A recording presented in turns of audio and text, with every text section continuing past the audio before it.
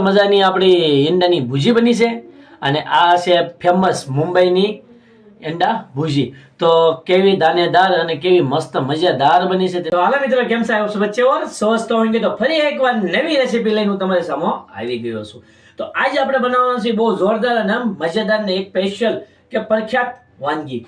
તો આજે આપણે બનાવી છે ઈંડાની ભુજી અને સ્પેશિયલ બનાવી છે અને મુંબઈની પ્રખ્યાત ફેમસ એટલે મુંબઈની ફેમસ ઈંડા ભુજી। તો મસ્ત મજાની બનાવવાના છે, પણ કઈ રીતે બનાવવા અને કેવી રીતે બનાવવા મિત્રો તો જરૂર જોઈજો। અને તમે ઘણા વિડીયોમાં અમને સપોર્ટ આપ્યો છે, તો આવો નવો સપોર્ટ આપતા રહેજો મિત્રો। અને અમારા વિડીયો જો તમને ગમે તો એક લાઈક કરી વાળજો અને નવા હો તો જરૂર સબસ્ક્રાઇબ કરી નાખજો। તો ચાલો હવે આપણે જાજી વાર નહીં લગાડી, ફટાફટ આપણે રેસીપી શરૂ કરવી। તો હવે આપણે તેલ એડ કરી દઈશું। અંદાજિત આપણે 2 મોટી ચમચી જેટલું તેલ એડ કર્યું છે। તો હવે આપણું તેલ આવી ગયું છે, તો હવે આપણે જીરું એડ કરી દઈશું। તો આપણું જીરું આવી ગયું છે, તો હવે આપણે કાંદા એડ એટલે ડુંગળી આપણે એડ કરી દઈશું।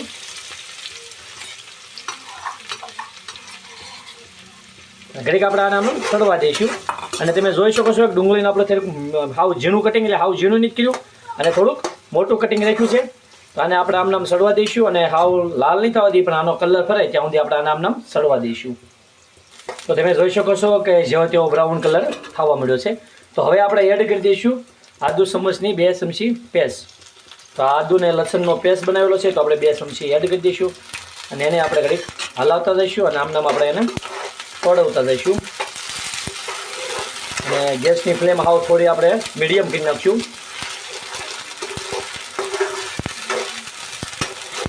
તો આવી રીતે આપણે એને તળવા દઈશું।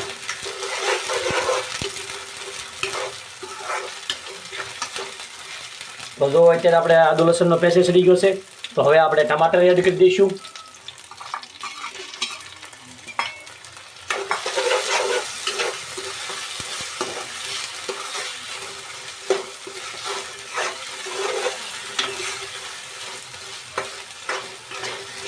તો આપણે બધો ખીમો બનાવી ટાઈપ જ બનાવવાનો આવે, પણ એક સ્પેશિયલ સ્ટ્રીક આવે અને એક સસ્પેન્સ આવે કે મુંબઈનો ખીમો બનાવવો તો કઈ રીતે બનાવવો, તો એ તમને આગળ વિડીયોમાં ખબર પડશે કે કઈ રીતે મુંબઈનો આપણે ખીમો બને છે, તો એ તમને હું આગળ બતાવીશ।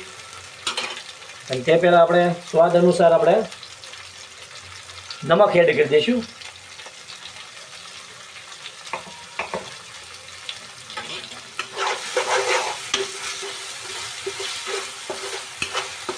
અને હવે આપણે આને આમ ઘડીક સડવા દઈશું જ્યાં સુધી આપણા ટમેટા ગળી ન જાય ત્યાં સુધી। તો હવે આપણા ટમેટા સડી ગયા છે, તો આપણે લીલા મરચાં એડ કરી દઈશું અને એને આપણે ઘડીક આમ અંદર સડવા દઈશું।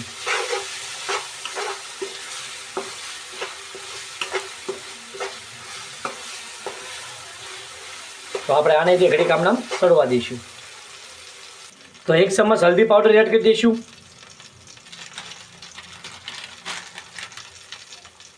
એક ચમચ ધાણા જીરું પાવડર એડ કરી દઈશું। અને જો તમે તીખું ખાતા હો તો એ પ્રમાણે સ્વાદ પ્રમાણે તમે મરચું એડ કરી શકો છો। તો આપણે 1.5 ચમચ જેટલું મરચું એડ કરી દીધું છે અને હવે આપણે એને હલાવતા દઈશું અને આમને ધીરે ધીરે આપણે એને સડવા દઈશું। અને આપણે ખાસ ધ્યાન રાખવાનું છે કે આપણું મરચું બળે નહીં। અને હવે આપણે થોડુંક પાણી એડ કરી દઈશું કે આપણે જે મસાલો સડાવવાનો છે તો એ માટે।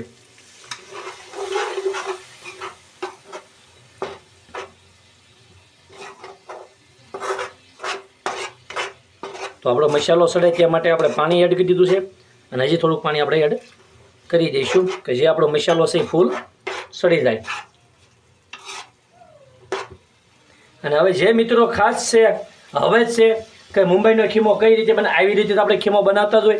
તો આ છે મિત્રો પાવભાજીનો મસાલો અને મુંબઈમાં પાવભાજીનો મસાલો નાખીને જ ખીમો બનાવે છે। અને મસ્ત મજાનો ખીમો બનાવવો હોય તો પાવભાજીનો મસાલો એડ કરવો પડે અને બધા પાવભાજીનો ખીમો મસાલો નાખીને તે ખીમો બહુ પસંદ કરે છે।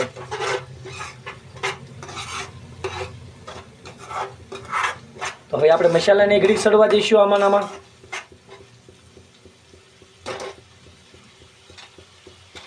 તો હવે આપણે લઈ લીધું છે ઈંડું, તો આપણે ઈંડાને ફોડી અને હવે આપણે એડ કરી દઈશું એક એક કરીને।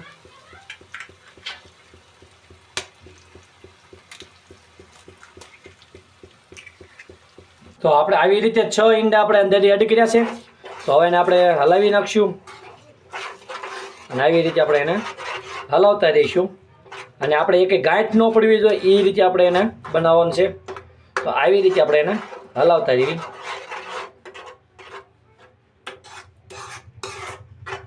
અને હવે ગેસની ફ્લેમ આપણે થોડીક મીડિયમ કરી નાખશું, હાઈ નહીં રાખવી.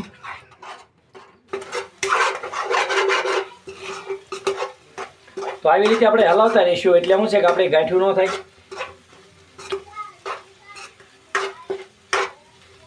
તો અત્યારે આપણે બનાવવાની તૈયારીમાં જ છે અને તળિયા છોટી ન જાય, ખાસ ધ્યાન રાખવાનું મિત્રો. તો તમે જોઈ શકો છો કે હજી તો ગાંઠિયું છે પણ હજી આપણે આ નામનું હલાવતા રહીશું ને એટલે ગાંઠિયું ભાંગી જાય.